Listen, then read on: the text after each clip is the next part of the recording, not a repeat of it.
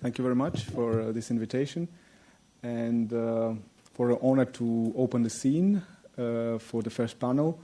Obviously, I will start by reminding you that the Commission has proposed in November last year a comprehensive package that reviews both the prudential side and the resolution side of the banking regulations.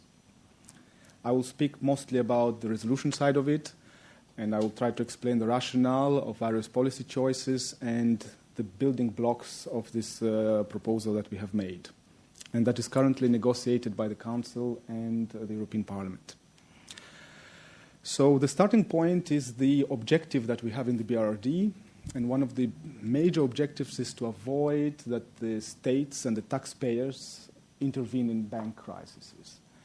What we want that the banks recapitalize themselves through a requirement that we call the minimum requirement for own funds and eligible liabilities, the MREL. And basically, once the capital, the equity of the bank absorbs losses, then the eligible liabilities, the MREL liabilities, are converted into the capital, and the bank can basically return back to business without the taxpayers to be importunated and involved. The framework is already in place since 2014, and obviously we were a bit ahead of the international, let's say, discussions and reflections, because we also have the TLAC standard, the total loss absorbing capacity standard, that was developed by the FSB, and that came a bit later. That standard focuses mostly on big, systemically important banks, the GSIBs, and it has a narrower scope. It tries to address the too big to fail problem, so as the MREL does. So when we have made the proposal, our first objective was to transpose the international commitment, the TLAC standard, into EU law. And we had to reconcile that with the logic and mechanics and the metrics of the MREL. We wanted to avoid from the outset two parallel requirements to be applied, because we found that legally complex and costly and not clear in terms of framework. But we want to do it in a proportionate way. So that was our first objective. The other one was also mandated by the legislators, because we had to review the MREL framework, and therefore we had to think more broadly what could be done and what should be done in terms of improving resolvability and MREL framework. Hence, the second objective was to basically improve the prudential soundness of the MREL framework while complying with the principles of proportionality. That is something that is underlying the whole reflection, I would say, the EU law. So we don't want to impose, let's say, disproportionate costs, so the requirements should be tailored to the objectives and be proportionate to what we, as institutions, try to pursue.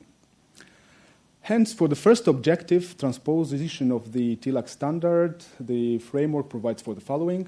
So we decided to keep in the proposal the scope of the TLAC calibration to GSIBs, so as it is in the TLAC standard. Nevertheless, we included it into the MREL framework. So for GSIBs, in the proposal, we provide for a minimum floor or a minimum level, what we call an MREL Pillar 1 level. That is exactly what it is at the international standard, the TLAC level.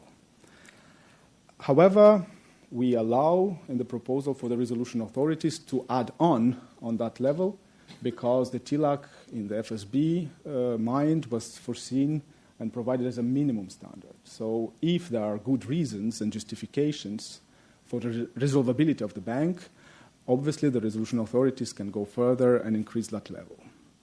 However, the other banks that are not GSIBs, they are still subject to MREL framework, and here we are very much consistent with what we have today. So basically, for non-GSIBs, there is still an MREL, which is bank-specific, and which should be calibrated and designed by the resolution authority based on the resolvability assessment and the chosen resolution strategy. We align the eligibility criteria between the minimum requirement, the Pillar 1 MREL, and the Pillar 2 MREL, with the exception of subordination, and I'm sure that we will return to that topic maybe in the course of this discussion. And we allow some more flexibility in terms of eligibility of certain structured notes in the Pillar 2. The second objective, improving the overall soundness of the prudential framework and proportionality. For the first, I think that the proposal provides a way forward in terms of operationalizing better the bail-in tool and the MREL by better recognizing various resolution strategies, such as the single point of entry resolution strategy, multiple point of entry resolution strategy, and we introduce some rules about basically the intra-group allocation of MREL capacity through the concepts of internal MREL, which is something new, and we try basically to put some oil into the mechanics of the MREL in the case it is used.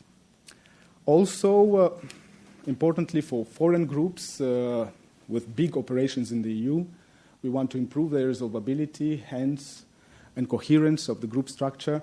Hence, the proposal proceeds for a requirement to introduce an intermediate holding company for the EU operations. And I'm sure that we will return to that. Now, in terms of proportionality, let me say a few words. What we wanted to, and we were, let's say, sensitive to, is to avoid a straitjacket in terms of supervisory reaction to MREL breaches.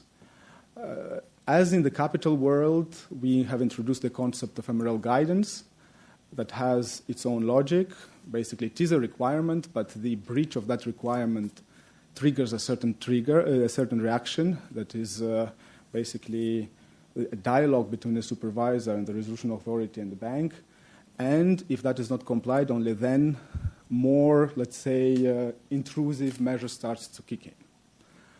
At the same time, we have reflected about the issue of breaches of the MREL requirement and hence how that should be done.